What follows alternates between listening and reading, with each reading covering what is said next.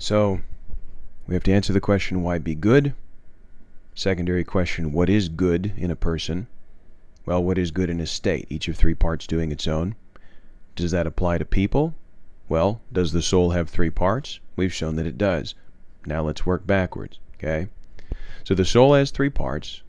So justice in a soul, or good in a soul, is the same definition that applies to a city, or in here is in a state, which is each of three parts doing its own. All right, then what is the own? What is the work of each of the three parts? Plato says, in your soul, reason has the role of ruling, being in control.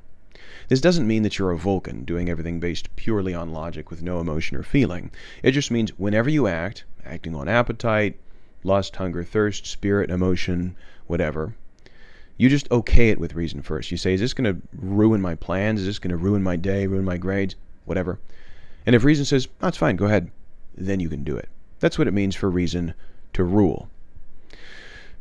Appetite, for its part, gets what it wants, but it just needs to obey reason. So reason says, look, you're going to get what you want, but if you acted every single time that you wanted to act, you'd ruin our life, right? So you just need to obey me, follow the rules, everything's fine, you get what you want, I get what I want, obey. The role of appetite is to obey. There is, however, a problem. As we just said, appetite, if it acted every time it wanted to, would ruin your life. But appetite is extraordinarily strong. Plato likens it, not unreasonably, to a beast. Reason is not known for its brute force. It's smart, it's intelligent, clever, right? It's not powerful.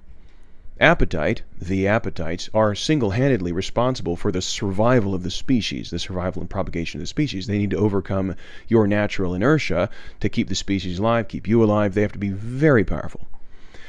So in a straight-up conflict between reason and appetite, appetite will win every single time. And as we said, this will ruin your life. So reason needs backup. Just like the rulers in the ideally just city are going to need law enforcement to keep people that want to break the law in line, so too reason needs backup. Enter spirit. What is the role of spirit? The role of spirit is to assist reason in the struggle against appetite. Again, this doesn't mean that appetite is bad. It just means when appetite wants to act in ways that, and at times when, and to extents that reason is not okay with it, spirit comes to the aid of reason. What does that mean? Well, go back to that conflict we noted, or the phenomenon of conflict between spirit and appetite. What is the only thing internal to you, psychologically, that can match your appetites in terms of just brute force, raw power? Well, clearly it's your emotions, your strength of feeling. And for this reason, if you want to overcome your appetites in any area, whether it's kind of achieving some sort of physical goal or overcoming some addiction or doing something more, doing something less, knowing you need to change is just not enough. It's just not enough. You need also, at a certain level, to feel the importance of that change, right? To feel that it's really important that you need to change. So, in these instances, appetite says, I want it. It desires something. Reason says that's not a good idea. If spirit wasn't there, appetite would just overpower reason or push reason to the side and just get what it wants. But in a healthy and well-functioning soul, what happens is spirit asserts itself. It says, no, this is wrong. You're better than this. We're not doing this. And as it were, it says to appetite, sit down and shut up. And appetite sizes up spirit. Again, this is just personification of these faculties, but it's not unreasonable, and sees that spirit is a little bit bigger and stronger than he is, and he backs down. He says, okay, fine, right?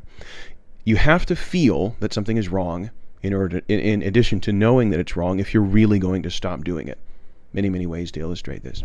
So in a healthy soul, reason rules, calls the shots, makes the rules.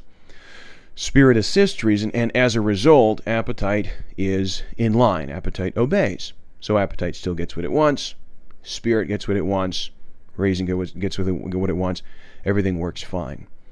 So it seems then that each of three parts doing its own work as a definition of good or just or whatever in a human soul works really well. Like that definition actually fits. It makes sense.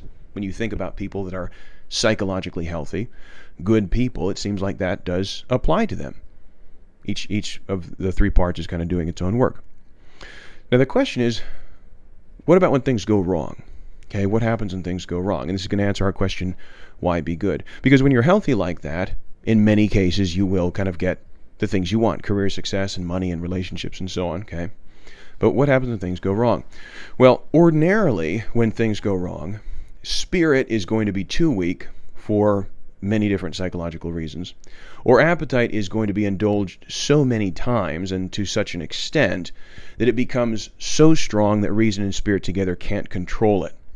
And you see this in bad people. You see this especially, I think, in dictators, people who have just absolute political power, or very, very wealthy people who just don't have anyone in their life to tell them no. They really just have every desire satisfied immediately to the fullest possible extent. And what happens is they become ruined people because there's nothing internally checking their appetites, but there's nothing externally. There's no laws that really control or can hold them. If there are, they can get around them, right? There's nobody that they answer to or respect. And what happens when your appetites are always indulged, when you're never told no, is they take over. Appetite as a beast becomes enormous and strong, and it takes over. And Plato, later in the Republic, in his typically, poetic and dramatic fashion, he is a dramatic playwright, pictures appetite enthroned with spirit and reason just crawling like slaves at its feet, at the feet of appetite here, as appetite controls you. You're not a human being anymore at that point. You're just this lust inhabiting a human body. Either you're just this beast with no emotional life, no intellectual life to speak of, or perhaps worse, you are aware at a rational level that what you're doing is wrong, but your appetite is so powerful and so inflamed that you're powerless to stop it, so you have to watch helplessly as you ruin your life. Just scary and terrifying. Much more to be said there, but to return to our core question, in those instances where you are not yet strong enough, where you do not yet internally have the structure to always do the right thing, what assists you, what aids you in doing the right thing, right, while you develop that internal structure? What aids and assists you is the threat of external consequences and the promise of external rewards. Many of us who are not morally good enough to always do the right thing if no one's watching, will do the right thing because we don't want to get caught, or we don't think we can get caught, or we don't have the means to get caught. In other words, external rewards and consequences act exactly on the human soul like a cast acts on a broken limb, holding it in place artificially, as it were, until and while it heals on its own. Ideally, you should be strong enough to maintain this internal soul health, to maintain this psychological and moral integrity on your own. No rewards and consequences. Why? Because health is good. It's just better to be balanced, stable, healthy, and good than it is to be disordered, chaotic, and bad. But in those instances where you do not, it is vitally important that you're surrounded by various checks and balances, social cues and reputation and laws and rules and that sort of thing, to maintain that soul health. Why be good? Because it's good to be healthy, stable, peaceful, and balanced. And this is also, incidentally, why external rewards and consequences can be really important. So much more to say here, so much we're passing over, but that, in very rough outline, is the answer to the question that frames the Republic, the greatest work in history of philosophy: why be good? So we're wrapping up Plato here. We'll get it in the next section of the history of ethics in the next module. Thanks.